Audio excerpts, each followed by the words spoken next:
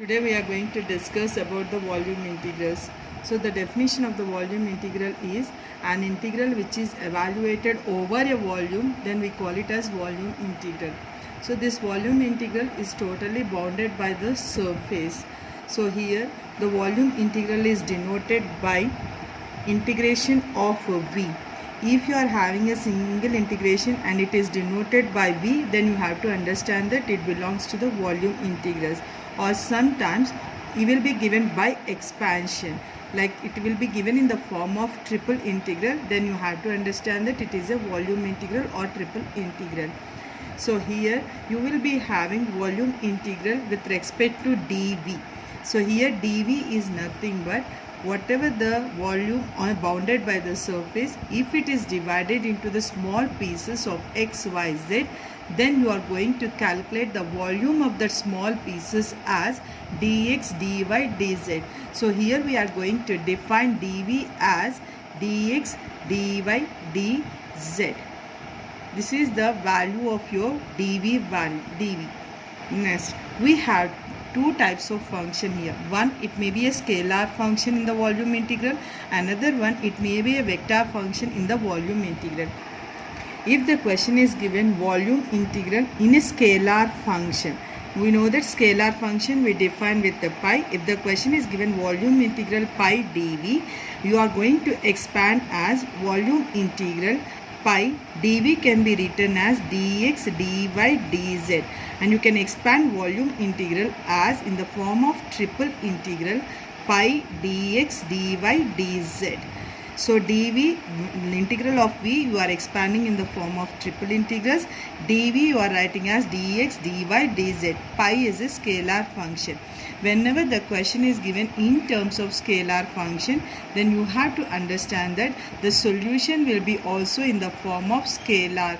Means you will be getting the numerical number or simplification of your volume integral. If the question is given volume integral with respect to a vector function, means volume integral f bar dot dv, if it is given, f bar we know that it is a vector function. It can be written as volume integral f1 I bar plus f2 j bar plus f3 k bar into dv can be written as dx, dy, dz. For our simplification, we will be separating the volume integrals into the three parts. You will be writing as, since I is constant, you take I out of the integral and you will be writing as volume integral f1 dx, dy, dz. f1, it is a function in terms of x, y, z, plus j is also constant out of the integral, volume integral f2 dx, dy, dz, plus k bar is constant out of the integral into volume integral of f3 dx, dy, dz. For our convenience, we have taken the vectors outside and we have separated the integrals with respect to I, j, k. Since the question is a vector function, your final solution on integrating this total value, your final solution will be in terms of I, j, k like this. At least one vector should be present in your solution here. Either I, j, k, or you can have j, k, you can have I, k, or you can have I, j.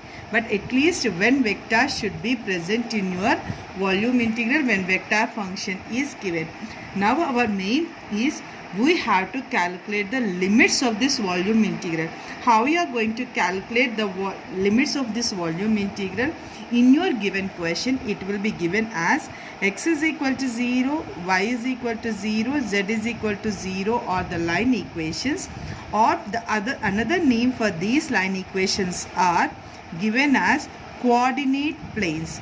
Either the word can be given or directly he can say x is equal to y is equal to z is equal to 0. And another plane equation will be given as ax plus by plus cz is equal to d. One plane equation and coordinate planes will be given. Whatever the coordinate planes x is equal to y is equal to z is equal to 0 is given, we have to understand that in the volume integral, the limits of your lower values are given as 0.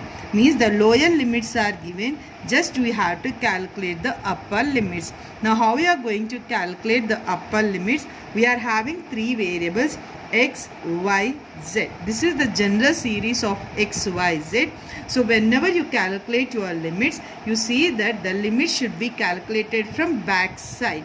So here first you will find out z, then y, then x. So how you are going to find out the z value as the upper limit? Whatever the plane equation was given to you, find out the z value from the given plane equation. So here it is given as ax plus by plus cz is equal to d. From this find out the z value.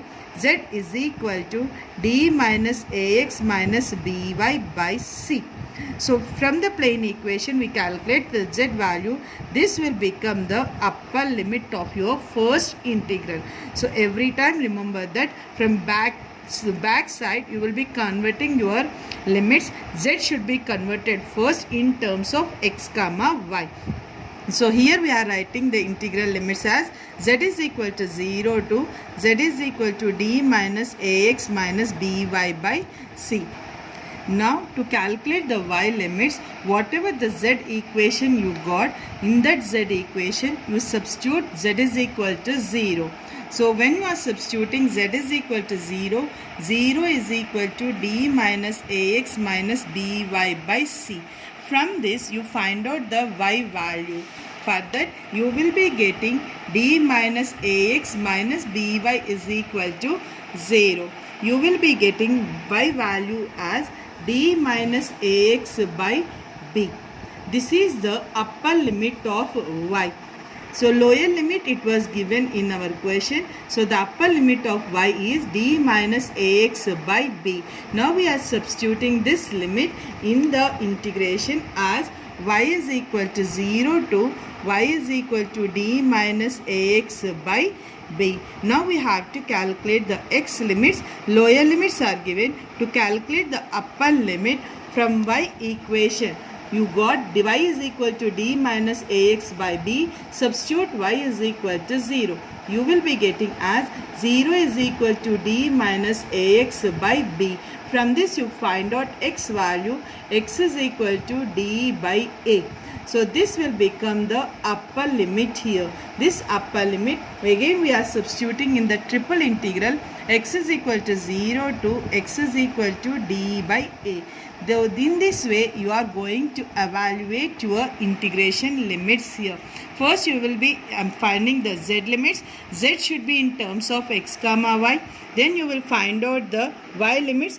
Y should be in terms of x. Then you are finding x limits. It should be in terms of constants. Lower limits will be given to us. Only we have to calculate the upper limits.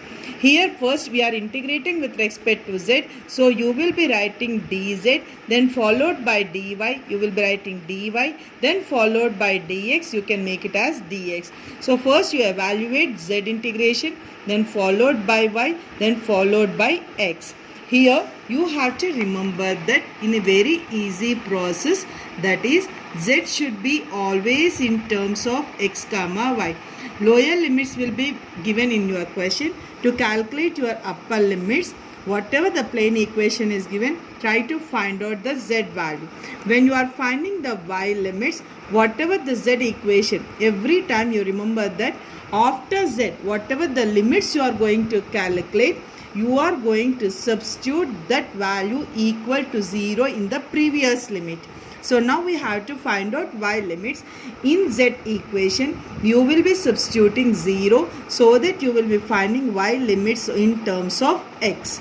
Now whatever the equation you got y in terms of x, to find out your x limits, substitute y is equal to 0 in limit of y, and you will be getting x limits in terms of constant. So these are the basic methods to apply your integration limits. Now how you are going to evaluate? First evaluate dz, then followed by dy, then followed by dz, dx. So whenever you are making the volume integration, either it may be a scalar or it may be a vector function, you will be writing dv as dx, dy, dz in the volume integration. And when you expand your integration in the form of triple integrals, from back side you are making the integration part. Means first you will evaluate z, then you will evaluate y, then you will evaluate x.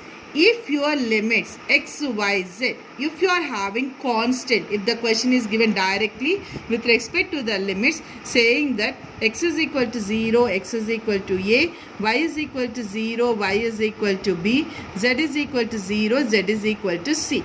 All the values are constant for x limits, y limits, z limits. Then you can evaluate any one of them as first value, then followed by the remaining two variables.